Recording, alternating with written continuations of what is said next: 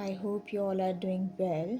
My name is Fiza Jabbar, and today I'm going to talk about George Orwell. Was an English intellectual who died in 1950 and used literature for the only reason it ultimately really exists: try to change the world for the better. He was, in the deeper sense, a political writer, someone who wanted art to help us grow kinder, fairer, and wiser. In 1946, a year after the publication of his momentously popular fable called Animal Farm, he wrote an essay titled Why I Write. What I wanted to do throughout the past 10 years is to make political writings into an art. My starting point is always a feeling of partisanship, a sense of injustice. When I sit down to write a book, I don't say to myself that I'm going to produce a work of art. I write it because there is some lie I want to expose, some fact to which I want to draw attention, and my initial concern is to get a hearing.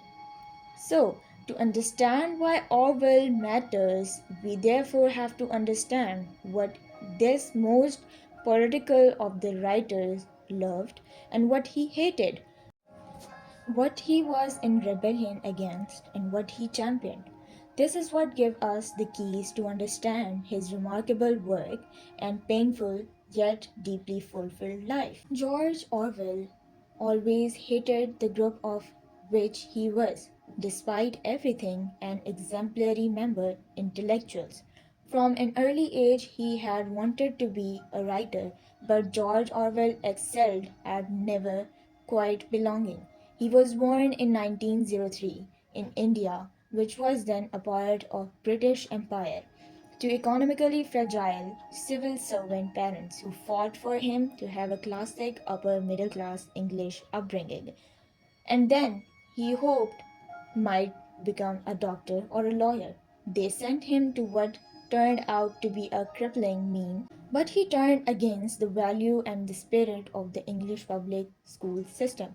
He never went to university, and after a stint as an imperial policeman in Burma, he settled into a life of the odd jobbing literary intellectual, working in a hamster bookshop, reviewing other people's books, and eventually writing some of his own. Nevertheless, Orwell's disdain of intellectuals was a constant. He accused them to the range of sins, a lack of patriotism, resentment of money, and a psychological vigor concealed sexual frustration, pretension, and dishonesty. He knew it from the inside, but Orwell's greatness emerged from the right determination with which he recognized and came to triumph against such tendencies in himself. The really important fact about the English intelligentsia, he once wrote, is the severance from the common culture of the country. In left wing circles, it always felt that there is something slightly disgraceful in being an Englishman, that it's a duty to snigger at every English institution, from horse riding to suet puddings.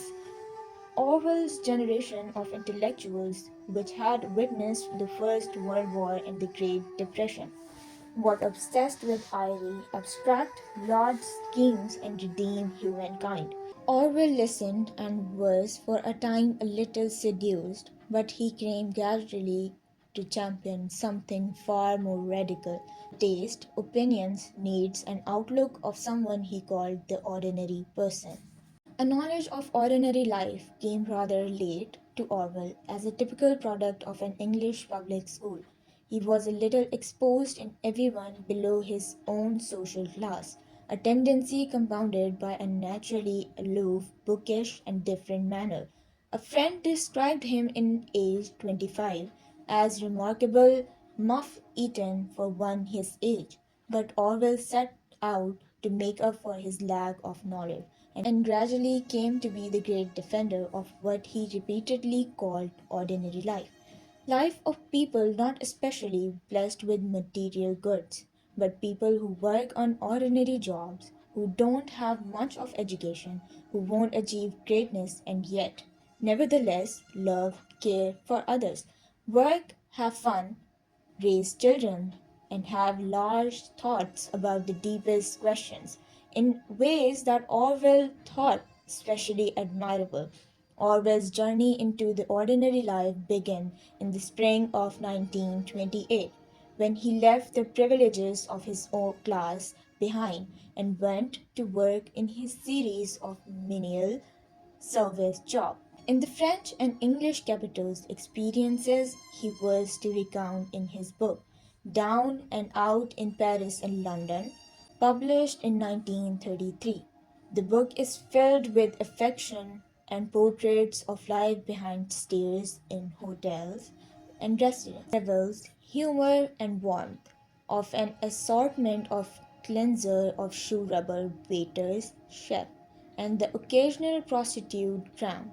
It was a side of life Orwell's was further to investigate. Then, as now, there was plenty of information in the news about ordinary people, but Orwell understood that these news tended to turn people into abstractions, and he saw it as the role of his craft, literary journalism, to flesh out the human beings behind the statistics, and so corrected the prejudice and casual racism that circulated all around. George Orwell is today extremely famous for two books which played a very small part in his life. If measured simply in terms of year, he wrote Animal Farm in 1945 when he was 42 and he published 1984. In 1949, when he was 45, but he was dead in January 1950 at the age of only 46. In the other words, he had just 4 short years. Being the Orwell we know today, nevertheless, these two books are anchored in deep thinking that Orwell had done all his adult life about how literature should be written in an age of movies and mass communication. In short, he knew that the task of a writer was to ensure that the most serious ideas should achieve mass popularity, a double act which required particular skill and intelligence. Animal Farm is a political tract about how revolution fall prey to counter revolutions and their turn backs on their own original ideas.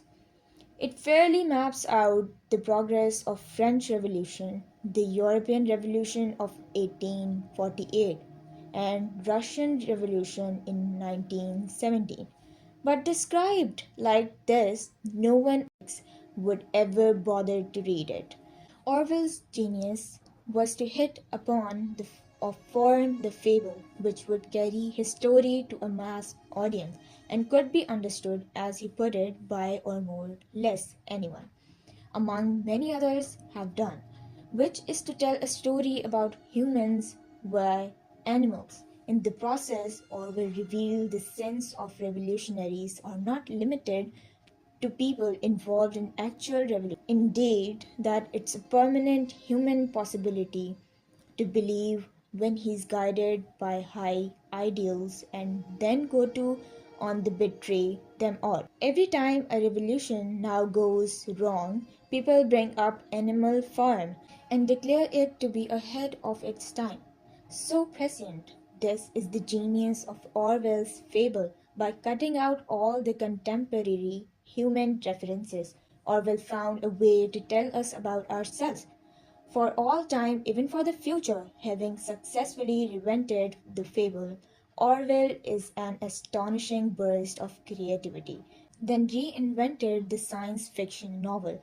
As a boy, he loved the novels of H.G. Wells, especially The Time Machine and The War of the Worlds. Like Wells, Orwell seized upon trends of his own time. His science fiction novel is set in Airstrip 1, a place once known as Great Britain, but now a province of a superstate of Oceania, and looked perceptual ideological conflict with two other blocks, Eurasia and East Asia.